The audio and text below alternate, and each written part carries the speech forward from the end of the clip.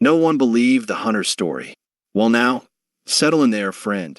The sun's painting the sky all kinds of orange and pink tonight, and I got myself a story that's been burning a hole in my memory for nigh on 40 years. Pour yourself some sweet tea if you got it, 'cause this one's gonna take a while to tell proper. Back in '84, I was about your age maybe, living in a little town called Cedar Creek. Population maybe 300 on a good Sunday when the Methodists and Baptists weren't feuding. Now Cedar Creek sat right up against the Blackwood Forest, and let me tell you, that forest had more legends attached to it than my grandmother's quilting circle had gossip. But this story ain't about legends, though folks sure treated it like one when it was all said and done. This story's about Jake Morrison, and I reckon if you lived anywhere within 100 miles of Cedar Creek back then, you heard his name whispered in barbershops and diners for years after. Jake was what you might call a professional hunter. Not the weekend warrior type who'd drive up from the city in their brand new pickups with more chrome than sense. No sir, Jake lived it. Been tracking and hunting since he could barely reach his daddy's rifle rack. He knew every deer trail, every watering hole, every cave and hollow in Blackwood Forest like it was his own backyard, which I suppose it pretty much was. Jake lived alone in a cabin about 2 miles outside town, right on the edge of where civilization gave up and the wild took over. He was a quiet sort, not unfriendly mind you, just the kind of man who measured his words like he was rationing them for winter. When Jake did speak, though, folks listened because he never wasted breath on foolishness. Now, Jake had been acting peculiar for weeks leading up to what happened. He'd come into Maggie's general store looking like he hadn't slept, buying twice as much ammunition as usual, and his hands would shake just a little when he counted out his money. Maggie, bless her heart, she'd known Jake since he was knee-high to a grasshopper, and she could tell something was eating at him. "Jake Morrison," she'd say in that motherly way of hers, "you look like you've seen a ghost." And Jake, he'd just tip his hat and mumble something about needing to check his traps, then disappear back into those woods like morning mist.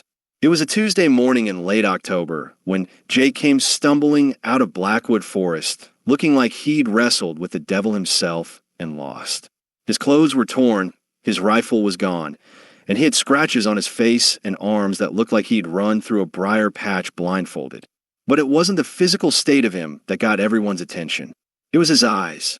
Jake Morrison, who'd stared down charging bears and never blinked, had eyes wide as dinner plates and wild as a spooked horse.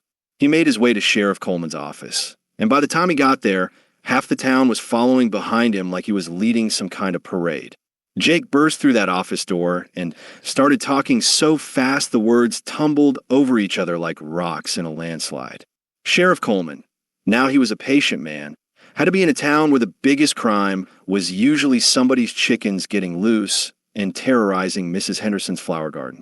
He sat Jake down, poured him some coffee that was strong enough to float a horseshoe, and said, "Slow down there, Jake. Start from the beginning." So Jake, he took a deep breath that shuddered through his whole body, and he began. He said he'd been tracking a buck for 3 days, a magnificent 12-pointer that seemed to appear and disappear like smoke. Jake had been following its trail deeper into Blackwood Forest than he'd ever gone before, past landmarks he'd known since childhood, in a territory that felt somehow different, somehow older. On the 3rd day, just as the morning fog was starting to lift, Jake found himself in a clearing he'd never seen before, though he'd have sworn he knew every inch of those woods. In the center of this clearing stood the biggest oak tree he'd ever laid eyes on. The trunk was so wide it would have taken 6 men holding hands to circle it, and its branches reached up so high they seemed to scrape the belly of the sky itself. But that wasn't the strange part, Jake said. The strange part was what was hanging from those branches. Now, I need to pause here and tell you about Jake's reputation. This was a man who once tracked a wounded mountain lion for 2 days through a blizzard to put it out of its misery. A man who'd camped alone in the deep woods since he was 14 years old. A man who'd seen everything those forests had to offer, and then some. So when Jake Morrison said he saw something strange, folks should have listened. But what Jake claimed he saw hanging from that ancient oak tree was enough to make even his closest friends shake their heads and wonder if maybe old Jake had finally spent too many nights alone in the wilderness.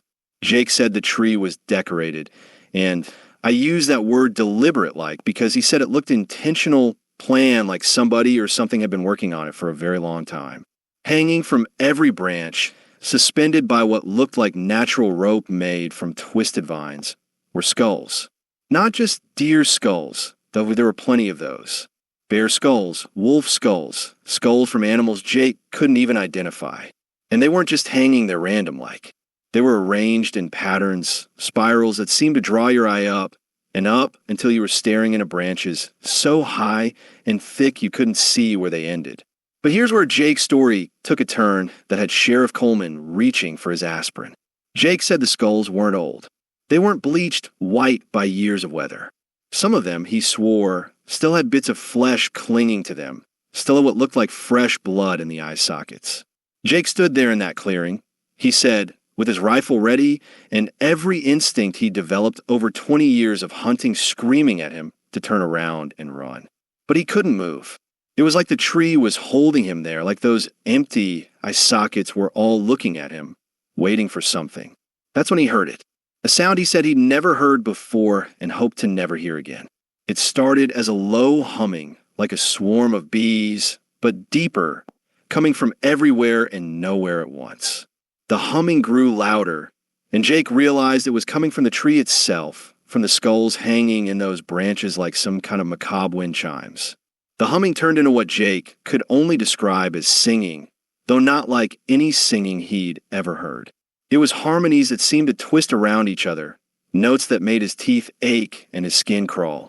And underneath the singing, he could swear he heard voices, whispers in languages that might have been old when the first settlers came through these parts.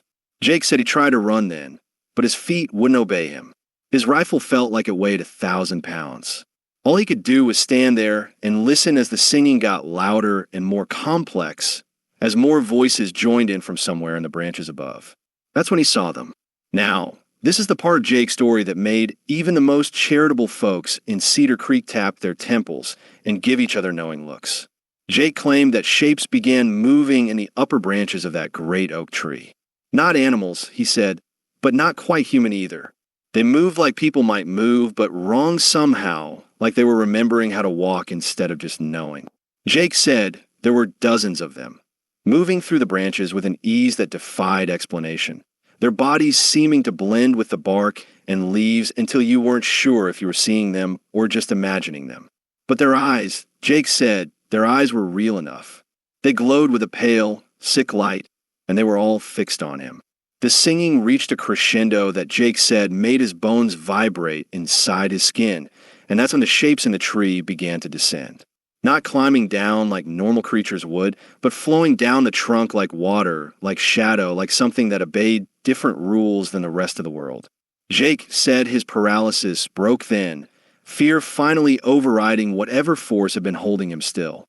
He turned and ran, crashing through underbrush and low branches, his rifle forgotten somewhere behind him. He ran without stopping, without looking back, following deer trails and old logging roads that he barely recognized in his panic. He ran until his lungs burned and his legs gave out, and when he finally collapsed beside a stream he knew was only a mile from town, the sun was setting, and he realized he'd been running for hours. The singing was gone. The forest was quiet except for normal night sounds. But Jake said he could still feel those glowing eyes watching him from somewhere in the darkness behind. When Jake finished his story there in Sheriff Coleman's office, the room was so quiet you could have heard a pin drop on carpet. Jake sat there, coffee cup shaking in his hands, waiting for someone to say something, anything. Sheriff Coleman. He cleared his throat and asked Jake if maybe he'd been drinking or if he'd hit his head when he fell. Jake just shook his head and said he knew how it sounded, but he also knew what he'd seen. Word of Jake's story spread through Cedar Creek like wildfire in dry grass. By supper time, there wasn't a soul in town who hadn't heard some version of it. And the versions, well, they got more colorful with each telling. By the end of the week, some folks were saying Jake had seen ghosts. Others claimed it was aliens. And a few of the more religious types were muttering about demons and the end times. But for all the talk and speculation, not a single person volunteered to go in a Blackwood forest with Jake to verify his story. Not Sheriff Coleman, not Jake's hunting buddies, Not even his own brother who lived over in the next county. Jake, he tried going back on his own a few days later, but he said he couldn't find that clearing again. He'd wander through the forest for hours, following paths that should have led him there.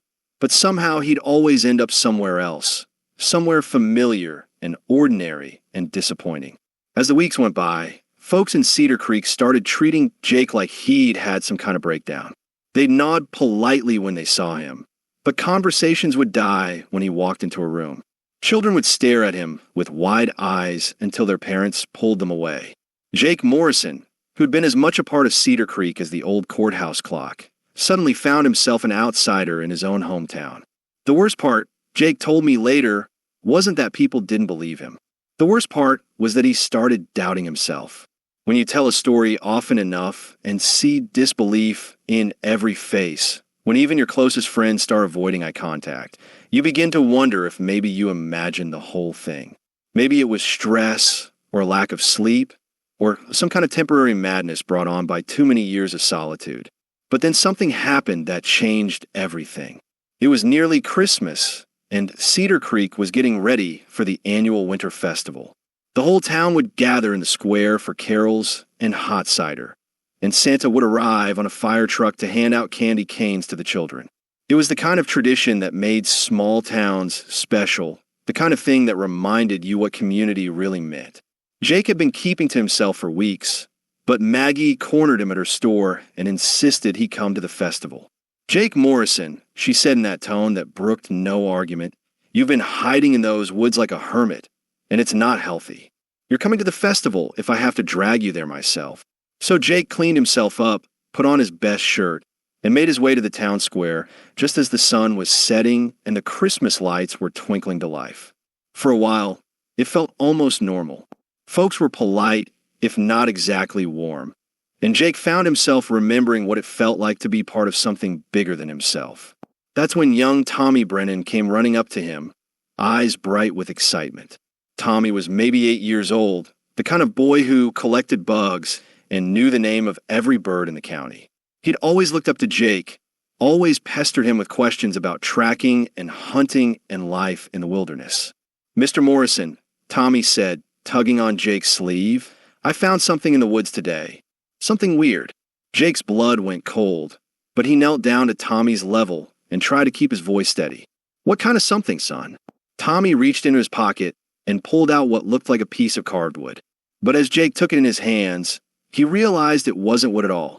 It was bone, carved with symbols that seemed to shift and dance in the Christmas light. The bone was warm to the touch, warmer than it should have been after being in a boy's pocket on a December evening. "Where did you find this, Tommy?" Jake asked, though he already knew the answer. "In the woods," Tommy said. "There's a big tree with stuff hanging from it. Lots of stuff. It was singing, Mr. Morrison. Real pretty singing, like a choir but sadder." Jake looked around the festival, at all the normal people living their normal lives, completely unaware that something impossible was happening just a few miles away. He looked at Tommy, whose young face was so trusting, so certain that the adults around him would know what to do. Jake made a decision, then, that would change the rest of his life. He stood up, still holding that carved bone, and in a voice loud enough to carry across the square, he said, "Folks, I need your attention." The conversations died away. The Christmas carols stopped mid-verse, and every eye in Cedar Creek turned to Jake Morrison. For a moment, he almost lost his nerve. But then he looked at Tommy, still standing beside him with complete faith that Jake would make everything right, and he found his voice again. 3 months ago, I told Sheriff Coleman a story that most of you thought was the ramblings of a crazy man. I don't blame you for not believing me. If someone had told me the same story, I might not have believed it either. But this boy just brought me proof that I wasn't imagining things, wasn't making it up, wasn't having some kind of breakdown. Jake held up the carved bone, and even in the dim light of the Christmas decorations, those symbols seemed to glow with their own inner fire. There's something in Blackwood Forest that doesn't belong in our world, something that's been there longer than any of us can imagine. And it's waking up. The crowd began to murmur, and Jake could see the same disbelief in their faces that he'd seen months earlier. But then Mrs. Patterson, who ran the diner and had lived in Cedar Creek longer than anyone, stepped forward with a face pale as winter moonlight. "Oh, my lord," she whispered. "Jake, my grandmother used to tell stories about that tree. Stories her grandmother told her, passed down from the first settlers. They called it the bone tree, said it was there when they arrived, said the local tribes warned them to stay away from it." The murmur of the crowd grew louder, and Sheriff Coleman pushed his way through to get a closer look at what Jake was holding. When he saw those shifting symbols, when he felt the unnatural warmth of that carved bone, his skepticism crumbled like old paper. "Jake," he said quietly, "we need to talk. All of us." What happened next was something Cedar Creek had never seen before and hasn't seen since. The entire population of the town, from the oldest grandmother to the youngest child, gathered in the community center for what folks later called the Great Council. Jake told his story again, every detail exactly as he'd told it before, but this time people listened, really listened. Mrs. Patterson shared the stories her grandmother had told, stories of disappearances and strange sounds, of warnings passed down through generations that had gradually faded into folklore. Other longtime residents remembered their own family's whispered tales, bits and pieces of a puzzle that nobody had thought to put together until now. Young Tommy described what he'd seen that afternoon, his child's honesty cutting through any remaining doubt. He'd followed a rabbit into the deep woods and found the clearing with the great oak tree. He'd seen the skulls hanging like ornaments, heard the singing that had drawn him closer instead of driving him away. The carved bone had been lying at the base of the tree like an offering, and something had told him to pick it up. Something had told him to bring it to Jake. As the night wore on and the stories accumulated, a picture began to emerge of Cedar Creek's hidden history. The bone tree had always been there, a focal point for something that predated human civilization in these parts. The local tribes had known about it, had built their ceremonies and their warnings around keeping it appeased, or at least keeping it sleeping. But in recent months, something had changed. Construction crews working on a new highway had cut down acres of forest, getting closer to the ancient clearing than anyone had been in generations. The disturbance had awakened something that had been dormant, had stirred something that was older and stranger than any of them could truly comprehend. Sheriff Coleman took charge then, the way good lawmen do when faced with the impossible. He organized search parties to map the forest around the clearing, keeping everyone in groups and making sure nobody went in alone. He contacted the state authorities, though he was careful about how much of the truth he shared, knowing that outside officials would be even less likely to believe than the folks of Cedar Creek had been. Jake, meanwhile, had become something of a reluctant expert on the bone tree. He worked with the search parties, helping them navigate the forest while keeping them safe from whatever forces might be stirring in those ancient woods.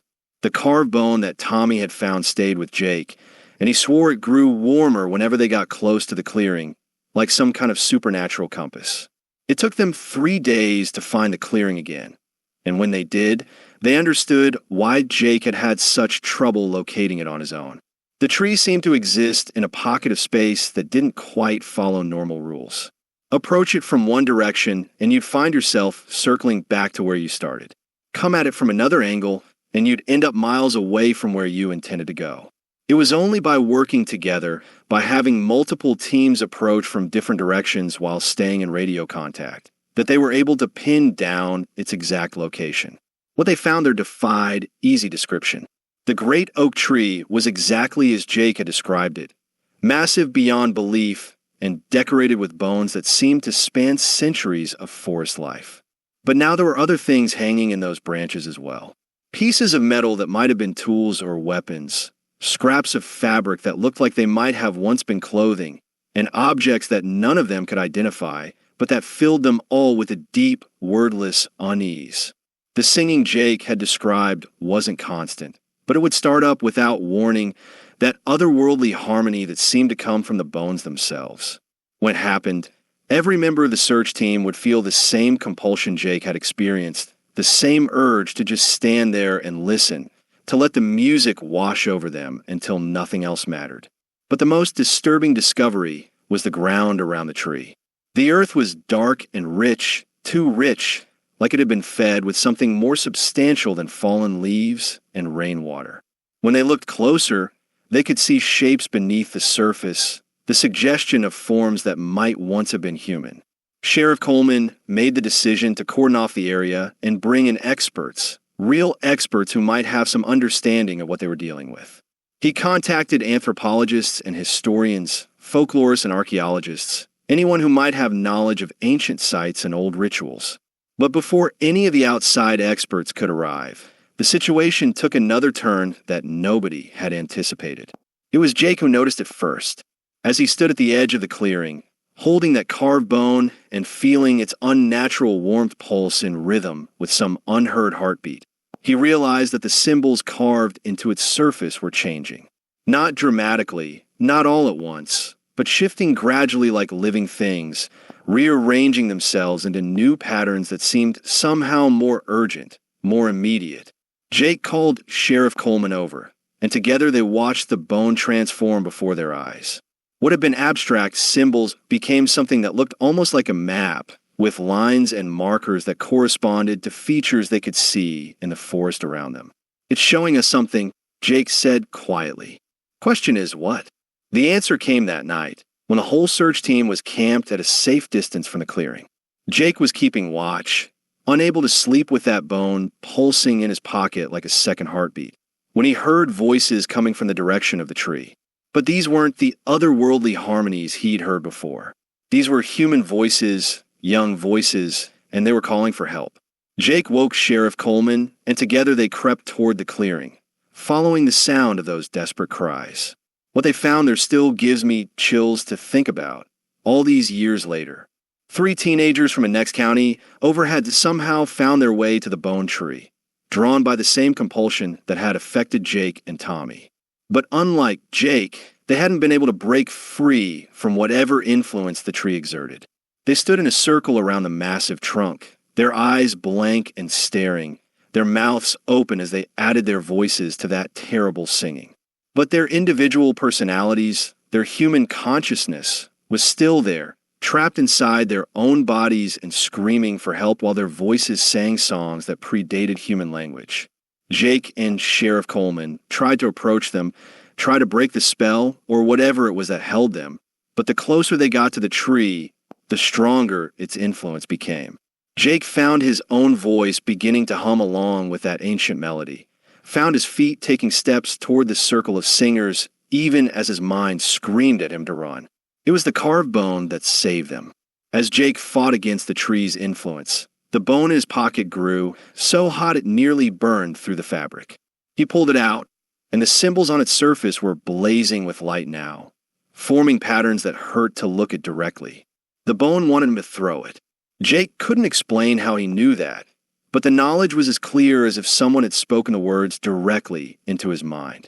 The bone wanted to return to the tree, wanted to complete some cycle that had been interrupted long ago. Jake made a choice then that took more courage than facing down a charging bear or spending nights alone in the deep wilderness. Instead of fighting the bone's influence, he embraced it. He let it guide his arm as he threw it toward the base of the great oak tree.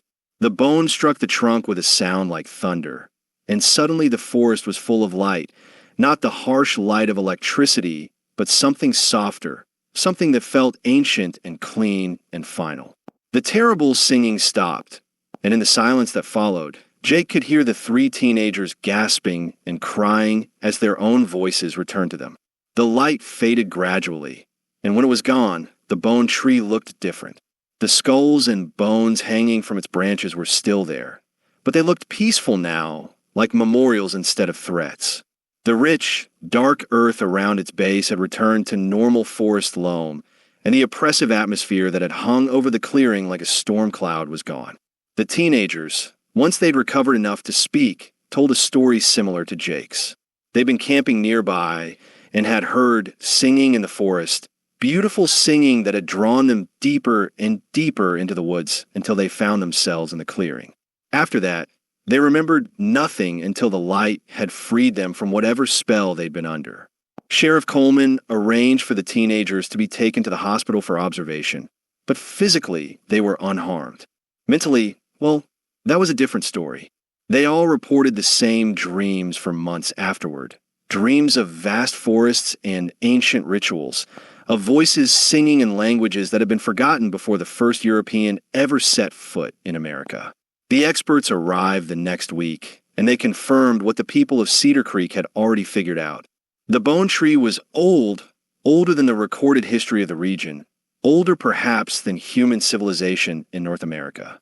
The bones hanging from its branches weren't just random decorations, but part of some ancient system, some way of honoring or appeasing forces that modern science had no names for. But the tree was quiet now, dormant again, and the experts agreed that it should remain undisturbed. The area was declared a protected archaeological site, off limits to everyone except authorized researchers. The highway construction was rerouted, and the forest around the bone tree was designated as a nature preserve. Jake Morrison became something of a local hero after that, though he never seemed comfortable with the attention. He'd been vindicated, proven right after months of doubt and isolation, but the experience had changed him in ways that went deeper than simple validation. He continued to hunt and trap in Blackwood Forest, but he was different now, more careful, more respectful of the old ways and old warnings. He'd learned that the world was bigger and stranger than he'd ever imagined, that there were things in the deep woods that deserved respect, if not understanding. Jake also became the unofficial guardian of the bone tree, checking on it regularly to make sure it remained undisturbed. The carved bone had disappeared when it struck the tree trunk, absorbed back into whatever ancient system it had originally belonged to, but Jake said he could still feel its presence sometimes, a warm spot in his memory that reminded him of his role in keeping the balance between the old world and the new. The people of Cedar Creek learned something important from Jake's experience, something that I think applies to all of us no matter where we live. They learned that there are mysteries in this world that don't need to be solved, only respected. That sometimes the old stories, the warnings passed down through generations, contain more truth than all our modern knowledge. They also learn the value of believing in each other, of listening when someone we trust tells us something that sounds impossible. Jake Morrison might have spent the rest of his life doubting himself if young Tommy Brennan hadn't found that carved bone, if the community hadn't finally come together to listen to his story with open hearts instead of closed minds.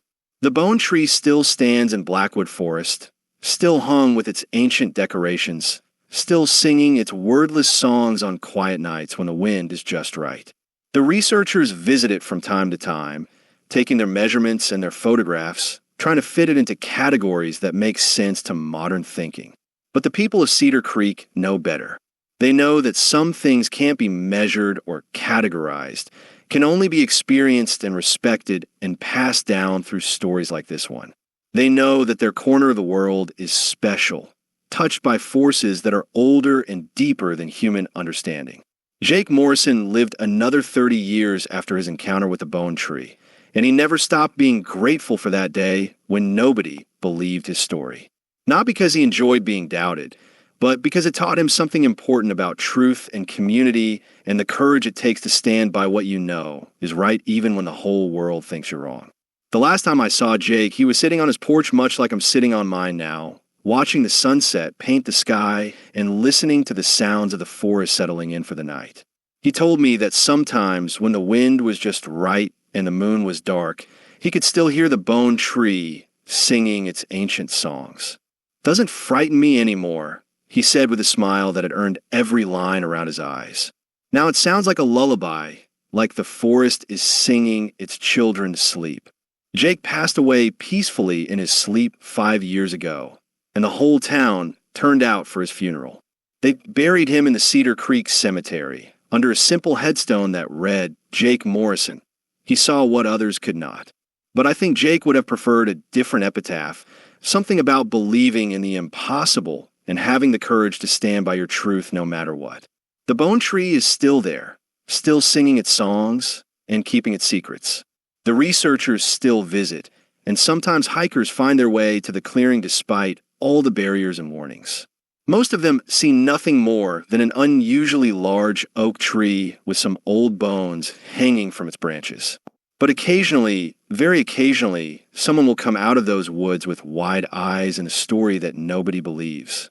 When that happens, the people of Cedar Creek just nod and smile and say, "You should have met Jake Morrison." Because that's what Jake taught them in the end. That the world is full of wonders and mysteries, that truth comes in many forms, and that sometimes the most important thing you can do is believe in someone else's impossible story. The sun's nearly gone now, painting the last light across my porch and the field beyond. The night sounds are starting up, crickets and owls, and all the small creatures that make the darkness their home. Somewhere out there, maybe an ancient tree is adding its voice to the nighttime chorus, singing songs that were old when the world was young. Makes you think, doesn't it? Makes you wonder what other stories are out there waiting to be told. What other truths are hiding just beyond the edge of what we're willing to believe. Makes you grateful for folks like Jake Morrison, who had the courage to tell their truth even when nobody wanted to hear it. So next time someone tells you a story that sounds impossible, next time a friend or neighbor claims they've seen something that can't be explained, maybe give them the benefit of the doubt. Maybe listen with an open heart instead of closed mind. Because you never know when you might be hearing about the next bone tree, the next mystery that's been waiting patiently for someone brave enough to acknowledge its existence. Truth has a way of revealing itself eventually, one way or another. Sometimes it takes a carved bone and a child's innocent curiosity. Sometimes it takes a whole community finally willing to listen. But it always finds a way, just like water finding its way downhill, just like the sun finding its way through the darkest clouds. Well, folks, if you enjoyed sitting here with me tonight, sharing this story about Jake Morrison and the bone tree, I'd be mighty grateful if you'd hit that like button and maybe subscribe to the channel. There's plenty more stories where this one came from, tales of mystery and wonder from small towns and forgotten places, stories about ordinary folks who encountered the extraordinary and lived to tell about it. And if you got a story of your own, something that happened to you, or someone you know, something that sounds too strange to be true, but you know in your heart really happened, well, drop it in the comments below. Because here on Porch Tales, we